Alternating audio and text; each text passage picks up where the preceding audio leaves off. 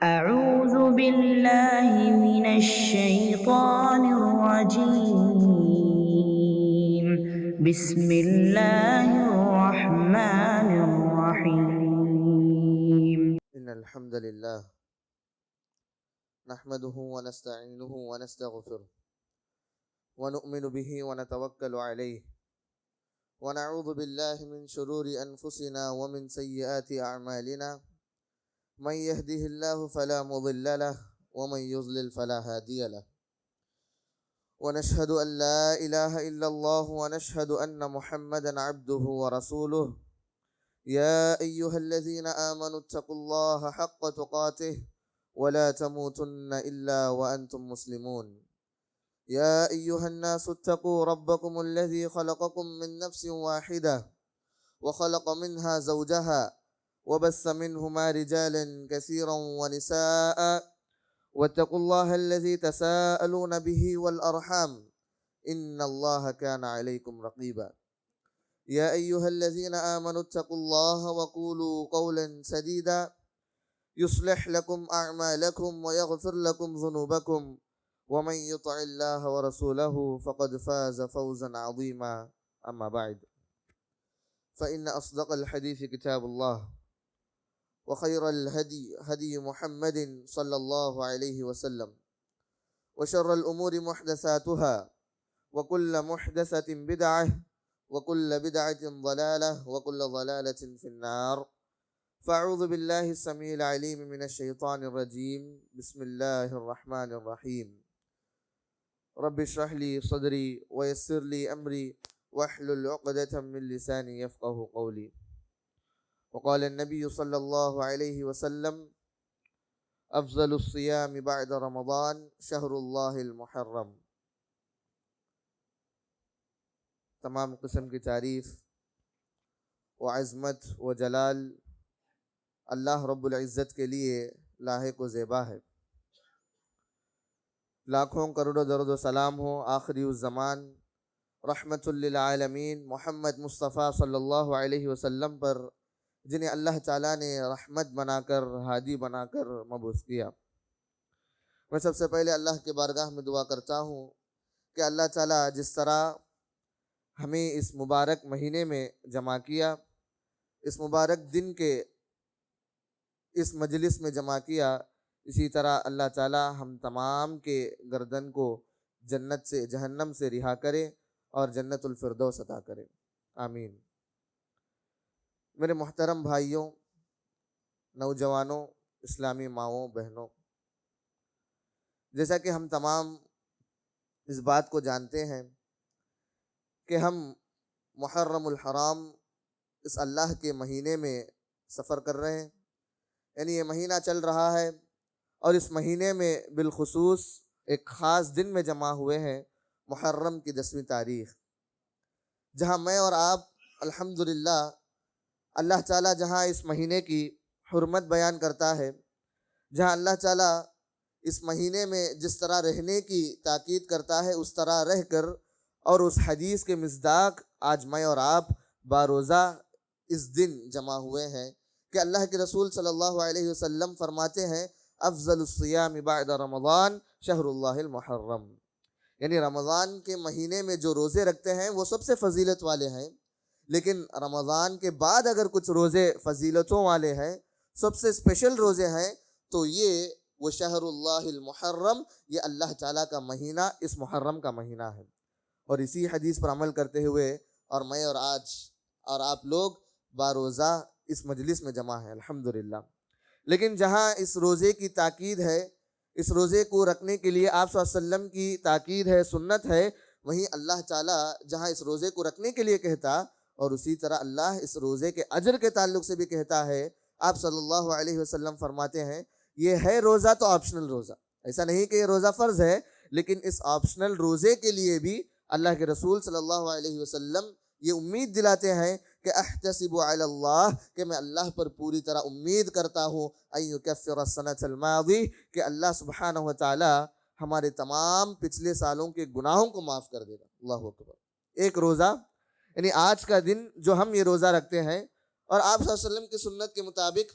9ویں دن اور 10ویں دن بھی روزہ رکھتے ہیں، کبھی 10 یا 11 بھی روزہ رکھتے ہیں، تو ان صرف 2 روزوں کے عوض اور بالخصوص محرم کے 10ویں دن کی اس آج روزے کے دن یہ روزہ رکھنے کے عوض اللہ سبحانہ وتعالیٰ اور اللہ کے رسول صلی اللہ علیہ وسلم یہ وعدہ کرتے ہیں کہ ہمیں اللہ سبحانہ وتعالیٰ ہم جیسے گناہ گاروں کی گناہوں کو اللہ معاف کرے گا۔ اللہ اکبر۔ اس سے بڑی فضیلت وہ کون سی ہو سکتی ہے کہ اللہ تعالیٰ جب ہم اٹھے بیٹھے گناہ کرتے لیکن اس گناہ کے باوجود یہ وعدہ کرتا ہے کہ صرف تم ایک روزہ رکھ لو اور اس ایک روزے کے عوض اللہ سبحانہ وتعالیٰ آپ کے تمام صغیرہ گناہ، چھوٹے گناہوں کو معاف کر دے گا۔ الحمدللہ۔ اللہ سبحانہ وتعالیٰ سے دعا ہے کہ اللہ تعالیٰ جہاں ہمیں اس روزے کو رکھنے کی توفیق دیا، اسی طرح اس روزے کی تمام اجر کو ہمیں پانے کی توفیق عطا فرمائے، آمین۔ جہاں ہم یہ محرم الحرام کے اس 10ویں دن کے لیے پہنچے ہیں، وہاں اس کی تاریخ بھی بالخصوص ایک خاص معنی رکھتی ہے کہ اور یہ روزہ بھی کس لیے ہم رکھتے ہیں، اس کا وجہ کیا، یہ بھی جاننا ضروری ہے۔ جب یہ روزہ رکھتے ہیں تو ہم تمام کو معلوم ہے کہ یہ محرم کے 10ویں کا روزہ، لیکن آخر کیوں؟ اگر تاریخ کو پڑھتے ہیں تو تاریخ سے پتہ چلتا کہ یہ دن وہ دن ہے جو تاریخ میں سب سے بڑا ظالم، سب سے بڑا جابر، سب سے بڑا متکبر، میں خدا کہنے والا فرعون کا خاتمہ ہوا، اور بنو اسرائیل اور فرعون کو اللہ سبحانہ وتعالیٰ بنو اسرائیل کے سامنے فرعون کا خاتمہ کرایا۔ اللہ اکبر۔ یہ بس ایسے ہی ہسٹری نہیں، ایک تاریخ نہیں کہ ہم بس پڑھتے چل جاتے ہیں کہ ہاں یہ 10ویں تاریخ ہے، یہاں آج اللہ تعالیٰ موسیٰ علیہ السلام کو فرعون سے نجات دلایا اور یہ اس کے لیے شکرانے کے طور پر ہم روزہ رکھتے ہیں، بلکہ جہاں اللہ تعالیٰ فرعون کو اس دن غرق کیا، سمندر میں ڈبو کر یہ امت کو پیغام دیا کہ یہ صرف ہسٹری، تاریخ، ایک واقعہ نہیں بلکہ اس سے سبق بھی حاصل کرنا چاہیے۔ تھوڑا اٹھا کر دیکھیے فرعون کا واقعہ، جب موسیٰ علیہ السلام بنو اسرائیل کے پاس آتے ہیں تو اس سے پہلے فرعون کا ظلم اتنا تھا کہ وہ تاریخ میں سب سے بڑا سفاک خونریز بادشاہ لکھا گیا۔ یعنی جتنے بھی بچے پیدا ہوتے بنو اسرائیل میں، ان تمام بچوں کو قتل کر دیتا، زندہ درگور کر دیتا۔ اللہ اکبر۔ وہ بچوں کی جرم بس اتنا ہی تھی کہ بنو اسرائیل میں پیدا ہونا، اور اتنا بڑا ظلم کہ اللہ تعالیٰ خود قرآن میں کہتا ہے یذبحون ابناءہم ویستحیون نساءہم۔ اللہ اکبر۔ ایسا نہیں کہ آج ہم دیکھتے ہیں غازہ میں بمباری کی جاتی ہے، وہاں بچے بھی مارے جاتے ہیں، لیکن اس سے زیادہ اس دور میں ہسٹری میں اگر دیکھا جائے کہ اللہ تعالیٰ کہتا ہے یذبحون ابناءہم، یہ تو ایسا نہیں کہ بام ڈالنا، اس طرح نہیں، بلکہ ذبح کرتا، باقاعدہ خون کرتا، بچوں کو کاٹ دیتا تھا۔ اللہ اکبر۔ اتنا بڑا ظلم، اور یہاں تک کہ اس کی ظلم انتہا کو پہنچ گئی اور کہہ اٹھا کہ موسیٰ علیہ السلام کی دعوت کے باوجود کہ انا ربکم الاعلی، میں تمہارا سب سے بڑا اللہ ہوں۔ اللہ اکبر۔ اعوذ باللہ۔ اتنا بڑا ظلم کرنے والا بادشاہ، اور اللہ سبحانہ وتعالیٰ بھی، اللہ کا قانون دیکھیے، یہی سبق ہے کہ جب کبھی ظلم کرتے ہیں، چاہے وہ فرعون ہو، چاہے ہم معمولی آدمی کیوں نہ ہو جائے، چاہے وہ فرعون جیسا ظلم کیوں نہ ہو جائے، چاہے وہ چھوٹا بھی ظلم کیوں نہ ہو جائے، جب آدمی کے اندر تکبر داخل ہو جاتی ہے، جب آدمی کے اندر غرور پیدا ہو جاتی ہے، جب آدمی ظلم کرنے لگتا ہے، تو اللہ تعالیٰ کا قانون دیکھیے، اللہ تعالیٰ فوراً اسے پنشمنٹ نہیں دیتا، فوراً اسے عذاب میں مبتلا نہیں کرتا، بلکہ اللہ تعالیٰ کا قانون ایک کلچر ہے، ایک رول ہے کہ اللہ تعالیٰ اس ظالم کو مہلت دیتا، ٹائم دیتا کہ وہ اور ظلم کرے یا پھر استغفار کر لے۔ لیکن فرعون کا کچھ ایسا تھا کہ وہ ظالم بادشاہ اپنے ظلم کے نشے میں اتنا مدہوش ہو گیا کہ آخر کار ایسا بھی وقت آیا کہ اسی 10ویں دن اللہ سبحانہ وتعالیٰ جس قوم پر فرعون ظلم کیا، جن لوگوں کو زندہ درگور کیا، جن بچوں کو مارا، اسی قوم کے سامنے اللہ سبحانہ وتعالیٰ فرعون کو ذلت آمیز عذاب اتارا، اور انہی کے سامنے اللہ تعالیٰ اس کا خاتمہ کیا۔ اللہ اکبر۔ یہی قانون ہے اللہ تعالیٰ کا۔ جب ظلم ہم کرتے ہیں نا، یہ بس ایسے ہی نہیں کہ اللہ تعالیٰ اسے معاف کر دے گا یا پھر اللہ تعالیٰ نظر انداز کرتا ہے، نہیں میرے بھائی، سبق ہے کہ اللہ تعالیٰ وقت دیتا ہے، اللہ تعالیٰ ٹائم دیتا ہے کہ ہاں تھوڑا مہلت لے لو، ہاں تھوڑا کر لو، اتنا کر لو کہ ظلم کی انتہا کو پہنچ جاؤ، تو اس وقت اللہ تعالیٰ ان مظلوموں کے سامنے جہاں ہم ظلم کرتے ہیں انہی کے سامنے ہمارا خاتمہ کرتا ہے۔ تو دیکھیے ہسٹری بھی یہی بتاتی ہے کہ سامنے بنو اسرائیل کھڑے ہیں سمندر کے اس پار، اور فرعون جب سمندر کے درمیان پہنچ جاتا تو اللہ تعالیٰ اس قوم کے سامنے جس قوم پر ظلم کیا، جس قوم کو خون ریز پر اتارا، تو اس قوم کے سامنے اللہ تعالیٰ عذاب میں مبتلا کرتا، اور اس قوم کے پاس بھیک مانگتا ہے رحمت کی کہ میں اب اللہ تعالیٰ پر ایمان لاتا ہوں، بنو اسرائیل کے رب پر ایمان لاتا ہوں. لیکن جب عذاب آ جاتا نا اللہ کے بندوں، تو اللہ تعالیٰ اس عذاب سے کبھی مکرتا نہیں. اللہ اکبر. یہ اللہ تعالیٰ کا قانون بھی ہے کہ مظلوم کے آنکھوں کے سامنے ظالم کو اللہ ختم کرتا، تاکہ مظلوم کی آنکھوں کی ٹھنڈک پہنچے.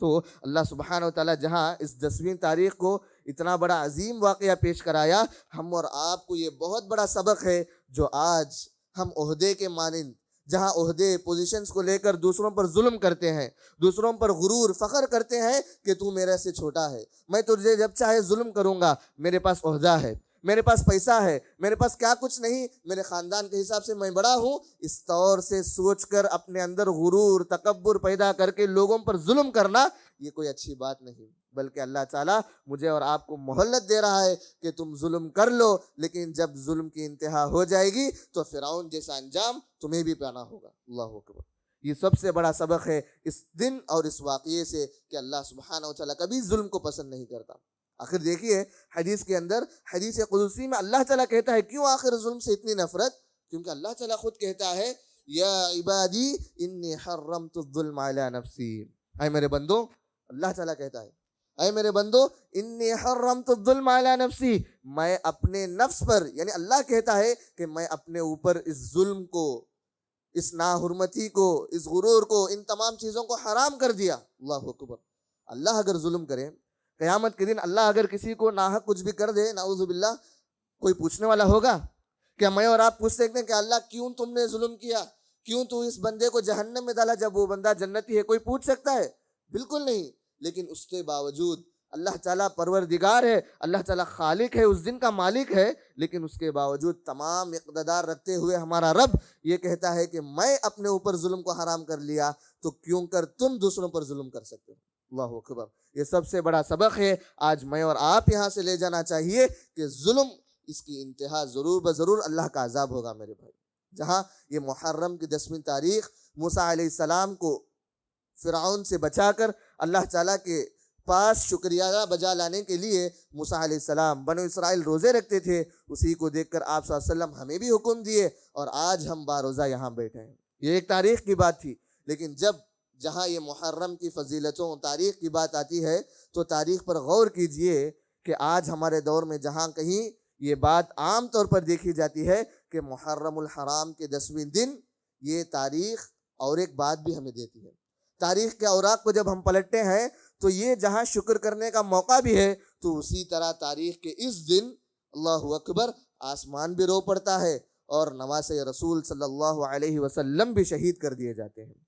یہ واقعہ بھی جاننا ضروری ہے. کیوں؟ کیونکہ ہم سب دیکھتے ہیں کہ ہمارے معاشرے میں ہر طبقے کا لوگ رہتا، ہر جماعت کے لوگ رہتے ہیں، اور جہاں وہ کربلا کے میدان کو لے کر، حضرت حسین رضی اللہ عنہ کو لے کر کیا کچھ بیان کر دیتے، لیکن ہمیں حقیقت معلوم نہیں کہ آخر ہوا کیا کربلا میں. ہمیں معلوم نہیں کہ یزید کون ہے، ہمیں معلوم نہیں کہ عبید اللہ بن زیاد کون ہے. لیکن اس تاریخ کو جب ہم بیان کرنے لگتے ہیں تو لوگ تعجب میں پڑتے ہیں کہ آخر کیا ہوا، حضرت حسین رضی اللہ عنہ کی شہادت کیسے ہوئی. لیکن یہ شیعہ لوگ اس تاریخ کو بدل کے رکھ کے ہمارے لوگوں کے ذہنوں میں برین واش کر دیے کہ یہ ایسا ہے، یہ ایسا نہیں، بلکہ ہم شیعہ جو حضرت حسین کے بہت وفاداران لوگ ہیں، انہی کو ماتم مناتے ہوئے ان کی شہادت پر آج ہم ماتم مناتے ہیں. لیکن حقیقت یہ نہیں، حقیقت کچھ اور ہے. لیکن ڈیٹیل سے کہنا وقت اجازت نہیں دیتا. مختصر طور پر یہ کربلا کے واقعے کو پیش کرتا ہوں کہ اس کی سمری کو سنیے کہ جب حسین رضی اللہ عنہ کی شہادت ہوئی اس تاریخ میں، اور یہ لوگ اپنے نعرے اٹھاتے ہیں کہ حضرت حسین رضی اللہ عنہ شہید ہو گئے، اس لیے ہم ماتم مناتے ہیں. لیکن آخر شہید کیسے ہوئے اور کیسے مارے گئے اور کس طرح انہیں دھوکہ ملا، کن لوگوں سے دھوکہ ملا، اللہ اکبر، یہ جاننا ضروری ہے. اس واقعے کو جاننے سے پہلے ہم یہ بھی جاننا ضروری ہے کہ جب علی رضی اللہ عنہ خلیفہ بنائے گئے، سب سے پہلے اعتراض حضرت معاویہ رضی اللہ عنہ کیے، یعنی ساتھ نہیں دیے. کیونکہ معاویہ رضی اللہ عنہ سے علی رضی اللہ عنہ جب پوچھے کیوں خلافت پر بیعت نہیں کر رہے ہو، تو جب معاویہ رضی اللہ عنہ کہتے ہیں کہ اختلاف کچھ بھی نہیں، مجھے اقتدار ہونا ایسا کچھ نہیں، بلکہ بات تو یہ ہے اس سے پہلے حضرت عثمان رضی اللہ عنہ شہید کر دیے گئے، ان کے خون کا بدلہ چاہیے اور قصاص ہونا چاہیے. صرف یہی ایک ڈیمانڈ تھا حضرت معاویہ رضی اللہ عنہ کا. لیکن علی رضی اللہ عنہ تھوڑا مہلت لیے, مہلت پوچھے, پہلے بیعت کر لو, پھر اس کے بعد چل کر آپ کی درخواست قبول کی جائے گی. لیکن وقت ایسے ہی بیتا گیا, حضرت علی رضی اللہ عنہ بھی شہید کر دیے جاتے ہیں. اور بات آتی ہے حضرت حسن رضی اللہ عنہ کی. جب حضرت حسن رضی اللہ عنہ خلیفہ بنتے تو جب بھی معاویہ رضی اللہ عنہ اتفاق نہیں کرتے کہ بیعت کروں, تو اس کے بعد حسن رضی اللہ عنہ 6 مہینے کے بعد پوری طرح مشورہ کرنے کے بعد اطمینان سے یہ سمجھتے ہیں کہ آخر حکمت کے طور پر خلافت معاویہ رضی اللہ عنہ کو دے دینی چاہیے. وہ مصداق بھی ہے اور وہ صحیح طور پر چلا سکتے ہیں, اور یہ آپ صلی اللہ علیہ وسلم کی پیشن گوئی بھی ہے کہ خلافت 40 سال تک رہے گی آپ صلی اللہ علیہ وسلم کے بعد. تو حضرت معاویہ رضی اللہ عنہ خلیفہ بنتے, اور بننے کے بعد جب ان کا آخری وقت آتا ہے تو حضرت معاویہ رضی اللہ عنہ اپنے بیٹے یزید کو, یعنی معاویہ رضی اللہ عنہ کے بیٹے ہیں, یہ صحابی نہیں بلکہ معاویہ رضی اللہ عنہ کے بیٹے یزید کو خلیفہ بناتے. تو یہ بات سننے کی دیری تھی, حضرت حسین رضی اللہ عنہ مدینے میں جو تھے مکے کے واپس آ گئے. مکے کو آ گئے اور وہاں کوفہ جو شیعہ لوگوں کا گڑھ تھا, شیعہ جو دھوکے باز لوگ ہیں ان کا گڑھ تھا, تو وہ لوگ یزید پر بیعت کر چکے, یزید کی خلافت مان لیے. لیکن بات سنی آتی ہے کہ حضرت حسین رضی اللہ عنہ معاویہ رضی اللہ عنہ کے بیٹے یزید پر بیعت نہیں کیے, ابھی وہ اختلاف میں ہے, خلاف ہیں. لیکن جب بات آتی تو جب حضرت حسین رضی اللہ عنہ مکے میں رہتے تو اتنے خط لکھتے, اتنے خطوط لکھتے یہ شیعہ لوگ کہ آپ یہاں آ جائیے کوفہ میں, ہم بالکل 18,000 لوگ سے زیادہ ہیں, ہم آپ پر بیعت کریں گے اور یزید کے خلاف رہیں گے, اور آپ کی بیعت, آپ کی خلافت قائم کریں گے. اتنا نہیں کہ دھوکے باز لوگ پہلے تو خلافت مان چکے, کوفہ میں ہے, اور وہاں کوفے میں معاویہ رضی اللہ عنہ کے جو بیٹے یزید ہیں ان کی گورنری چل رہی ہے, لیکن اس کے باوجود یہ دھوکے بازانہ خط لکھتے ہیں, اور اتنے خط کہ تاریخ میں لکھتے ہیں کہ اوراق, اللہ اکبر, 500 سے زیادہ خط, اور کہیں دوسرے تاریخ کی کتابوں میں ہے کہ 2 موٹے زیادہ خط جو لیٹرز ہیں وہ آتے ہیں حسین رضی اللہ عنہ کے پاس. اور آخر حسین رضی اللہ عنہ بھی سمجھتے کہ ہاں ایک بڑی جماعت ہمارے لیے تیار ہو گئی, اور اس جماعت کے بنا پر میں وہاں جا سکتا ہوں, بیعت لے سکتا ہوں. تو اپنے اہل و عیال کے ساتھ, اپنے خانوادے کے ساتھ حضرت حسین رضی اللہ عنہ نکلتے ہیں کہاں, کوفہ کے لیے. اور ان سے پہلے اپنے بھائی مسلم بن عقیل کو بھیجتے ہیں کہ جاؤ جہاں کا معاملہ ہے, محلہ ہے, وہاں تلاش کرو کہ سب لوگ ٹھیک ٹھاک ہیں یا نہیں. وہ جاتے ہیں اور دیکھتے ہیں اس وقت تک وہ کوفہ کے لوگ ساتھ دینے کے لیے دھوکے کرتے ہیں, لیکن ساتھ دینے کی بات کرتے ہیں. لیکن بات جب معلوم ہوتی ہے, یہاں حسین رضی اللہ عنہ نکل گئے اور راستے میں کربلا کے میدان میں پہنچے, اور بات معلوم ہوتی وہاں کا ایک سب سے بڑا ظالم جابر, ایک گورنر جو عبید اللہ بن زیاد کے نام سے جانا جاتا ہے, اس نے ان کو مسلم بن عقیل کو قتل کر دیا, شہید کر دیا. تو حسین رضی اللہ عنہ راستے میں ہی رک جاتے ہیں, اور یہ عبید اللہ بن زیاد اسی کا سب سے بڑا ہاتھ ہے حضرت حسین رضی اللہ عنہ کی شہادت میں. کیسے دیکھیے, جب حسین رضی اللہ عنہ کو معلوم ہوتا یہ کوفہ کے لوگ دھوکہ دے دیے, کوفہ کے لوگ راستہ بدل لیے, یہ شیعہ لوگ جو آواز پکار کے اتنے لیٹر ڈال کے مجھے بلائے, لیکن آج یہ لوگ اپنے جواب دے گئے, دھوکہ دے گئے. تو آخر کیا کروں, کربلا کے میدان میں حضرت حسین رضی اللہ عنہ ویٹ کرتے ہیں. تو اس وقت یہ عبید اللہ بن زیاد جو ہے اپنے لشکر کو بھیجتا ہے ان کے خلاف, اور کربلا میں ہی رکاتا ہے, اور رکانے کے بعد اس کے بعد سوال کرتا ہے. تو حضرت حسین رضی اللہ عنہ کو معلوم ہو گیا جو لوگ جو کوفہ کے شیعہ ہوتے ہیں وہ زیاد سے, یعنی عبید اللہ بن زیاد سے ڈر کے وہ اس لشکر میں بھی آ جاتے کہ حضرت حسین رضی اللہ عنہ کے خلاف بھی ہو جاتے ہیں. اور جب یہ دیکھتے ہیں حسین رضی اللہ عنہ کہ تم ہی نے تو مجھے لیٹر بھیجا, تو شناخت معلوم ہوتی ہے کہ تم اتنے لیٹر لا کے سامنے ڈالتے ہیں. آخر حسین رضی اللہ عنہ کو معلوم ہو گیا یہ دھوکے باز قوم جس طرح میرے والد کو ماری, جو علی رضی اللہ عنہ کی شہادت میں بھی نہیں کہا تھا, تو آج یہ قوم مجھے بھی دھوکہ دے دی. تو اس وقت ہار مانتے ہیں اور وہاں کھڑ کے بس 3 التجا کرتے ہیں, 3 درخواست کرتے ہیں کہ ایک, مجھے واپس مکہ کو بھیج دو, میں جہاد کے لیے نہیں آیا, میں آیا تو بس ان لوگوں کی باتوں میں آیا اور یہاں آ کر کچھ کام کرنے کے لیے آیا, لیکن اب معلوم ہو گیا کہ جہاد کے لیے کچھ رستہ نہیں, کیونکہ لوگ جو تھے حسین رضی اللہ عنہ کے ساتھ وہ صرف گنے چنے لوگ سے 70 سے 80 لوگ تھے, اپنے خاندان کے لوگ وہ بھی. تو جب بات ہوتی ہے ایک درخواست کی, واپس مجھے مکہ بھیج دو, تو وہ شر پسند آدمی جو عبید اللہ بن زیاد تھا گورنر وہاں کا, وہ کہا نہیں میں نہیں کر سکتا. تو پھر دوسری درخواست رکھتے ہیں کہ ایسا نہیں, مکہ نہیں بھیجتے تو مجھے یزید کے پاس لے چلو, یعنی جو خلیفہ ہیں معاویہ رضی اللہ عنہ کے بیٹے, ڈائریکٹ ان کے پاس لے چلو, میں وہاں جا کر بات کروں گا, سمجھوتا کروں گا, یا پھر بیعت ہی کر لوں گا. لیکن وہ شر پسند یہ بھی نہیں مانتا ہے گورنر، اور اس کے بعد آخر میں یہ کہتے ہیں کہ ٹھیک ہے یہ دو بھی مت کرنا، مجھے کسی سرحد میں جانے کی اجازت دینا، یعنی اسلامک بارڈر میں جانے کی اجازت دینا، میں وہاں جاؤں گا اور وہاں جہاد کر کے اللہ کے راہ میں شہید ہو جاؤں گا۔ لیکن اتنا شر کہ اللہ حفاظت کرے کہ وہ 3 درخواست کو بھی ٹھکرا دیتا ہے، اور آخر حسین رضی اللہ عنہ کے ساتھ جنگ کرنے کا اعلان کر کے حسین رضی اللہ عنہ جو کوفہ کو بھروسہ کر کے آئے، جو کوفی لوگوں کو، جو شیعہ لوگ جو آپ صلی اللہ علیہ وسلم کے پاس اس کے بعد پیدا ہوئے، یہ شیعہ لوگوں کے بھروسے میں آئے، انہی شیعہ لوگوں کے ذریعے دھوکہ ملا، اور وہاں حسین رضی اللہ عنہ کی شہادت ہوتی ہے۔ اللہ اکبر، انا للہ و انا الیہ راجعون۔ یہ وہ واقعہ تھا، یہ اس واقعے سے یزید بن معاویہ جو خلیفہ تھے انہیں بالکل واقفیت نہیں تھی۔ بعد میں یہاں سے جو لوگ بھاگ کر چلے دمشق چل کے وہاں بیان کیے اس واقعے کو، تو یزید کے تعلق سے تاریخ کے اوراق گواہی دیتے ہیں کہ یزید بن معاویہ یہ رو پڑتے ہیں ایک تاریخ کے حساب سے، اور یہ لعنت بھی بھیجتے ہیں، لعن اللہ ابن مرجان، یہ اللہ تعالیٰ کی لعنت ہو اس عبید اللہ بن زیاد پر۔ اتنی طرح غم زدہ ہوتے ہیں، لیکن آج کی تاریخ جو شیعہ کرتے ہیں کہ یزید ہی پلان کیے، یزید کا پلان تھا کہ حسین رضی اللہ عنہ کو قتل کرے۔ آج بھی آپ جائیے ان کے علاقوں میں، ان کے گلیوں میں جائیے، اتنے بڑے بینر ہوں گے، یزید لعن اللہ علیہ، نعوذ باللہ، اور یہ پوری تاریخ کو پلٹا کر رکھنے کی بات کرتے ہیں۔ کیوں؟ کیونکہ یہ حضرت معاویہ کے بیٹے ہیں، صحابی رسول کے بیٹے ہیں، ان کے تعلق سے قدورت، ان کے تعلق سے دشمنی پیدا کرنا کہ معاویہ رضی اللہ عنہ کے تعلق سے دشمنی پیدا ہوگی، پھر دوسرے صحابہ کے تعلق سے دشمنی پیدا ہوگی، ہم جیسے اہل حدیث لوگوں کے درمیان، ہم جیسے صحابہ کو ماننے والے لوگوں کے درمیان یہ قدورت، یہ دشمنی پیدا کرنے کے لیے تاریخ کو بدل دیا۔ لیکن اصل تاریخ تو یہ ہے، یزید بہت زیادہ غمزدہ ہوئے اور یہ لعنت بھی بھیجی عبید اللہ بن زیاد پر، اور اس کے بعد جب واقعہ تھمتا ہے تو اس کے بعد جب دیکھے جاتے ہیں آج کی شیعہ لوگ جو تاریخ کو چھپا کر یہ دعویٰ کرتے ہیں کہ ہم جو اوریجنلی حسین رضی اللہ عنہ کو ماننے والے، حسین رضی اللہ عنہ کے فالوورز، ان کو سپورٹ کرنے والے، ان کو کھو دیے، اس لیے ہم ماتم مناتے ہیں۔ اللہ اکبر، یہ یقیناً نہیں ہو سکتا، یہ یقیناً نہیں ہو سکتا۔ واللہ کہتا ہوں کہ یہ قوم، یہ شیعہ کی قوم کبھی اسلام کی حمایت، اسلام کے سپورٹرز بن ہی نہیں سکتے، بلکہ اتنی مکار غدار قوم ہے جو علی رضی اللہ عنہ کو قتل کی، علی رضی اللہ عنہ کے شہید کرنے میں ہاتھ تھا، حسن رضی اللہ عنہ اور حسین رضی اللہ عنہ کے قتل اور شہید کرنے میں انہی شیعوں کا ہاتھ تھا، اور آج یہ ڈھونگا بچاتے ہیں، آج یہ دھوکہ دیتے ہیں ہمارے تمام امت مسلمہ کو اور دوسرے لوگوں کو کہ ہم شیعان علی ہیں۔ اللہ اکبر، اللہ تعالیٰ انہیں لعنت بھیجے، اللہ تعالیٰ انہیں ہدایت دے کہ آج بھی یہ لوگ ماتم مناتے ہوئے اس دن کو اسپیشل بنا دیتے ہیں کہ اس بدعت و خرافات کو ایجاد کر دیے کہ ماتم منانا اور یہاں شربتیں بانٹنا، پانی بانٹنا، کیونکہ شہادت کے وقت حضرت حسین رضی اللہ عنہ پیاسے تھے۔ اللہ اکبر، پیاسے تھے تو دھوکہ آخر تم نے دیا نا،